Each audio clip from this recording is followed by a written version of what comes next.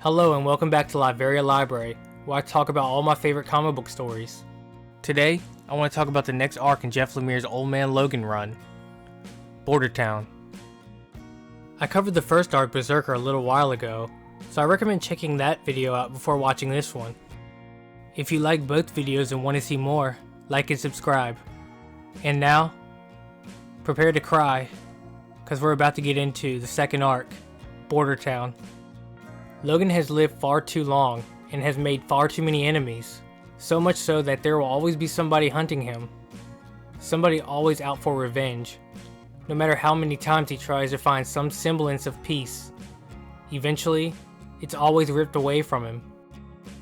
After the villains took over and Mysterio tricked him into killing all the X-Men, he had tried to bury the Wolverine for good, but he was still restless, still felt the need to punish himself. So he went back to the place that held more pain than any other. Weapon X, the facility where Wolverine was born. But turns out he wasn't the only one with this idea. A group of people had turned it into their new home. They interrogated him and beat him, but he doesn't fight back. They were just scared. It's a dangerous world now, and they had a home to protect. Suddenly, Logan hears a woman's voice. She was yelling, telling the men to stop. She then helps him up, and this was the first time he had ever seen his late wife Maureen. Which brings us back to the present. Where we last saw Logan, he had been traveling for months looking for his purpose when he's found by the X-Men, and thought maybe he had found a little bit of happiness he could hold on to for a while. But Logan could never stay in one place for too long, and it was something he felt like he needed to do. So he heads out on the road. His destination was a small town in Alaska. Logan had never been there before, but it felt like he had, and he wasn't too fond of the memories it brought back to the forefront of his mind. The fall of the X-Men and the aftermath. But at least the place was welcoming. He fit in pretty easily, which is what he was there to do. He had a routine now. Work by day, go home, sleep, repeat. It made him feel normal for a while. Until one night something broke up that routine. While walking to his truck, a stray dog had wandered over. Logan thought it looked hungry, so he began to feed it. But then he hears a little voice behind him. It was the little girl that lived next door. They began to talk for a while and play with the dog. She had been feeding him as well, even though her mother told her not to. But then it began to get colder, so they said their goodbyes. But before she left, the little girl asked him for his name, and he told her it was James. Then she says her name was Maureen. Logan knew that this may not be his past, and he would never fall in love with Maureen and have Scotty and Jade, but he could still keep her safe. He promised he would never let anything hurt her ever again. That's why he was there. The next morning, Logan was awoken by a knock on his door. It was Maureen and her mother. Their dog was missing and wanted to know if Logan had seen it. He said no, but he would look for it while Maureen was at school. So they both said thank you and left so Maureen wouldn't be late. It took Logan all of 5 minutes to pick up the dog's scent, and another 5 to walk to town. The scent eventually led him to the edge of a forest, but the closer he got, the more the dog's scent gave way to another, a smell that Logan knew all too well. For a second, Logan contemplated lying to the girl, but that wouldn't make things any easier. Plus the dog had been murdered. It was a clean cut with a sharp blade. But then, another smell wafted across Logan's nose. It smelled like machine oil and gasoline. The scent leads him to a cliff, and at the bottom was a helicopter, but he knew before he saw it that he had made a terrible mistake coming here. A moment later, Logan hears machine gun fire coming from the town, and when he arrived, he already saw a few dead, and thought, thank goodness none of them were Maureen, which then he thought was a terrible thing to think because none of these people deserved this. He had brought this hell upon them. This was all his fault. Suddenly the gunfire stops, and everything went quiet. No screams, no animals, nothing. Which wasn't a good sign. Then, boom! Something explodes directly behind Logan, knocking him to the ground. His heightened senses just weren't what they used to be. Back in the day, he would have seen that coming from a mile away. He's able to pull himself to his feet and see who was behind the gunfire and explosions. It was Bonebreaker. He was one of the Reavers, and Logan knew Reavers never travel alone, so this was very bad. Bonebreaker opens fire and Logan tries to push through it, but before he could make it, Bonebreaker blasts him with a missile. He then rolls over and begins to crush Logan's legs with his tank treads. He screams in pain as the treads slowly shred his legs to pieces. His healing factor just wasn't fast enough anymore.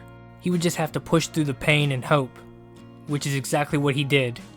He slices through Bonebreaker's tank treads like butter, leaving him on the ground defenseless, unable to run. Then with one last stab, it was over. But there were still more out there. He was able to convince the sheriff to round up all the civilians in town and get them to the quarry. It was the most defensible spot, because now it was time for Logan to go hunting. It wasn't easy though.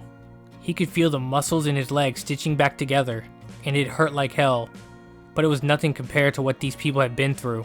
The Reavers came because of him. He felt so selfish. He came here to see Maureen, thinking he could protect her, but the best way to protect her would have been just to stay far away.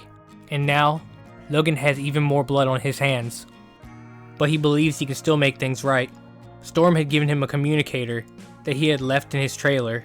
He had hoped to call in some backup, but the Reavers had gotten there first, and there was nothing left of his place. So Logan then heads to the quarry to check and see if everybody was accounted for, but unfortunately they weren't. All the children were still in the church basement, including Maureen. The person that was sent to get them never came back. Logan then tells everyone to get inside and lock the door, and then he prayed that he wasn't too late. Thankfully he arrived just in time. One of the Reavers had found them, but Logan was able to take him out pretty quick. He then leads the kids outside of the church, but stops when he sensed something. They weren't alone. It was two Reavers and one had Maureen, held at gunpoint. Then Logan does what he does best. He moved so fast the Reavers didn't even know what hit him. He stabbed the one holding Maureen through the face, forcing him to drop her. He then yells for her to get everybody to the quarry and don't stop for anything no matter what. When they're gone, he pins the second Reaver to the wall. He wanted to know why. Why all of this? The Reaver tells him they had heard he was back. They were just going to lure him with the dog, but then she got an idea when she saw Logan with the kid.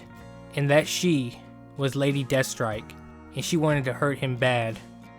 The two have had a long history, but to basically sum it up for the people that don't know, Wolverine was given adamantium throughout his body through the Weapon X program.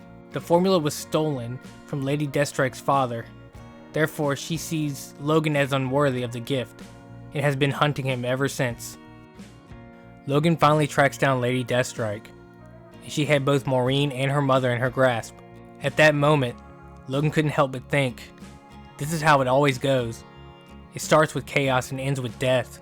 It knows it cannot kill him, so instead, it takes the ones he cares most about. Call it what you will. Fate, hell, whatever.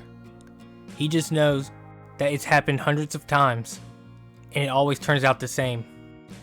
Deathstrike knows what Logan's about to say before he says it, but he plays his part anyway. Let them go, he says. This isn't about them. Deathstrike then gives Logan a choice. He could pick only one to live, and if he doesn't, they both die. But Logan knows Yuriko all too well, and expected something similar to this. So he had the town sheriff circle around behind her, and on Logan's signal, he fired a clean shot through her midsection, forcing her to let go of both girls. The sheriff then gets them away from the area so Logan can have Yuriko all to himself. Yuriko makes the first move and lands a kick. She then slashes at his face, taking the skin completely off one side. Then finally, landing a final blow through his midsection. It wasn't looking good, and what was worse was that the sheriff came back to help. This is what Logan was talking about before. How it always ends the same, with an undeserving death. If he was going to change the outcome this time, he realized he was going to have to let himself become like the monsters that hunt him. He would have to become the Wolverine. He rips Yuriko to pieces before she even knew what happened. He let the rage he had built up for so long out until there was nothing left.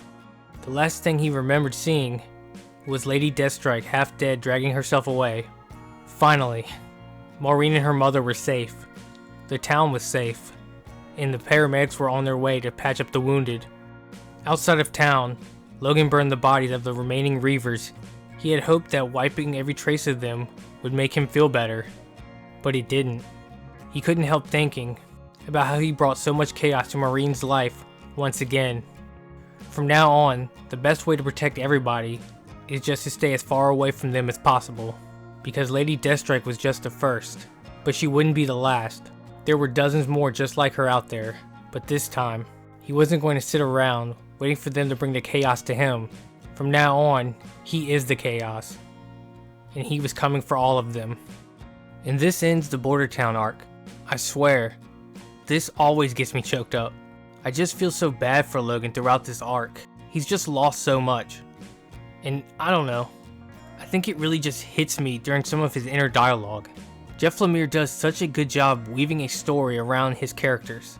There are a lot of comic stories where if you just replace the main character with another, nobody would even notice the difference. But not with the Lemire story. It's woven around the character in this meaningful way that makes every little detail important, and wouldn't be the same story without them. He also does this with Sweet Tooth and Descender. Really check those out if you enjoy this one. I wish I was better at conveying my emotions, but I really hope you guys get what I mean. Don't forget to like, subscribe, and share if you enjoyed the video, and I'll see you in the next one.